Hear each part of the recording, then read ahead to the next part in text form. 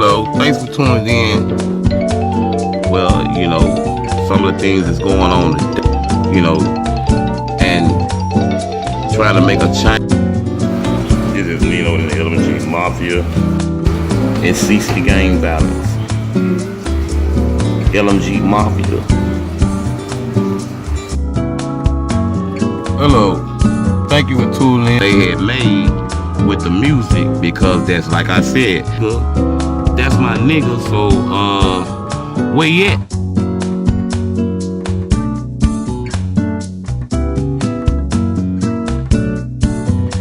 Hello, thank you for tuning in for another Mo Music 10 Entertainment production. Today I would like to talk about, we already talked about the beginning of how the L.M.G Mafia started, which we had started with me, Neno, the CEO. And now I would like to talk about the era that, we had, back in the day, we did beef records, beef CDs or whatever, when we might battle rap against another rap group. And one of the rap groups that we were beefing with, not physically beefing, but verbally on CDs, tapes, or whatever, At the time, tapes were popular. And we were beefing on tapes against DJ Paul, Juicy J, 3-6 Mafia, period. And now we was young kids, We was kids then, and so we did things and said things on records, whatever, but it was all in good fun. And some of the stuff might have been a little harsh toward each other, but we really don't have no problems with each other like that. It was just us rapping, and we was rapping against each other. And being kids and stuff like that, you can make decisions that might not have been so right at the time. And me being CEO of the group, but I kind of like executed and went on and done that, And one of the hit songs that we had that was against 3-6 Mafia was Step to Me Ho Ass Nigga. And it talked about 3-6 Mafia, they street credibility, because we knew they street credibility and this and that. And we felt like our street credibility was more higher than theirs anyway, because we knew how we was rocking, being that we came from the Moore Garden Projects. So, but in all, really just having a serious problem with DJ Paul or Juicy J, it was never there. I could see them somewhere and we wouldn't physically fight or nothing like that right there. We would do it over a microphone or through our tapes or CDs. And in fact, I ended up talking to DJ Paul in Vegas. I was in Vegas a couple of years ago, and I ended up talking to DJ Paul. And shout out to my nigga DJ Paul. And I ended up telling him, that I was very proud of the movements that they had made with the music, because that's, like I said, that's something that I always wanted to do with Neno and the L.M.G Mafia, was bring some new hypes and new attention to Memphis music.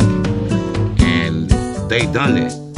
They stayed focused and they done that. I can't take that from them. So, and Juicy J, he really took off, And I seen he didn't really took off with the music, and he doing his thing. I mean, me and him ain't never saw eye to eye on nothing, too much. But we ain't never had no problem. It was just this one particular time that they was engineering our music for a show. And Juicy J, he always been arrogant, a little arrogant, but it didn't come from because he became star or because he became famous rapper. Juicy J had that same attitude since he didn't have a record deal. So I can't speak on that and give him that. You know, he always been Juicy J. You know what I'm saying? But anyway, they was engineering our music at the time, and we had plans on rapping the diss song while they was engineering the music, doing sound tech for the show. And we went on and did the show. The show was a huge success. In fact, we had featured artists on the show like Gangsta Black. You know what I'm saying? Shout out to my nigga Gangsta Black. You know what I'm saying? I've been knowing him over numerous years. And me and him are very good friends. And I don't know why 3-6 didn't keep him on the team. He's a very, very, very phenomenal artist. You know, but at the same time though, 3-6 Mafia didn't like when we hit the stage. We rapped our original music. We rapped our original music that we had, that everybody that was familiar with. But we also had rapped the diss song. And by the time we got to the diss song and they realized the diss song was playing, they cut the music off.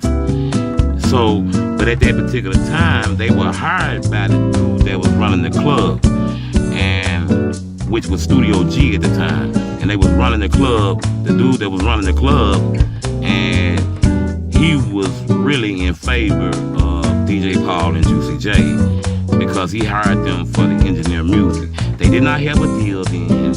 They was just really being DJs over the city. If a club needed a DJ, they were gonna call DJ Paul or Juicy J because they were known DJs. They were known for putting out tapes, and they tapes were selling out the frame. You know, I cannot lie. You know, say even me as an artist, and even me as a person that had made this song toward them, I still bounce to their music, you know what I'm saying? So, it wasn't nothing personal. It was just rap battle.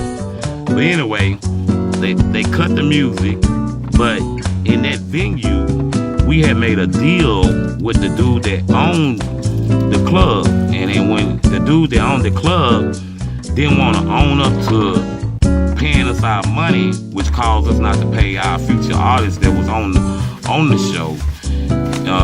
And it was even in one of the feature artists that I felt bad about, that they was giving us a hard time about getting us money, that I had to put him on hold, which was Gangsta Black, which he was very understanding, and I love him for that. He was understanding of the whole situation.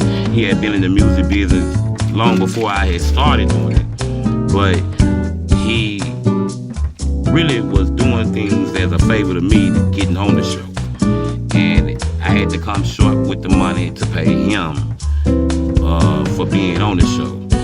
And I was very upset about this. So when we went to the office, Juicy J and DJ Paul was sitting in the office. And at that time, like I said, we was young and we were kids or whatever. I had just got out of jail, so I'm paranoid as a motherfucker. But what ended up happening was Juicy J cut the lights off in the office, and I had to threaten the whole situation and tell him, say, hey, if these lights don't come back on, I'ma light up everything in this bitch. And I was a young thug, young gangster. Hey, I would've did what I said. But the lights came back on, and we ended up getting our money, but not all our money. And I ended up having to cut some of my artists that I had featured on the show a little short. And that was because the guy that was running the club, he was a little shysty. And like I said, that he was more in favor of DJ Paul and Juicy J them, because I guess he figured he needed them as engineers or DJs or whatever. But that was a long time ago, and like I said, me and DJ Paul been recently talked after he received the Oscar award, and I like the fact that he didn't go to the superstar act on a motherfucker and felt like a motherfucker was trying to talk to him like a fan. He stayed humble, and you know, he was out there in Vegas, and what ended up happening was my girl that I had with me, I always told her stories about the music that I would fuck with and the artists that I didn't been around and stuff like that. And she never saw this out of me. She just had to listen and know that, hey, that's what it was. You know, Neno said that, hey, he used to fuck with DJ Paul and them, and he done been around them. She just believed what I said. And he was around a crowd of fans, and my girl walked over there to him and talked to him and said, hey, cut through the crowd of fans and said, don't you know Neno? And he said, yeah, that's my nigga. That's my nigga, so where you at? And she called me.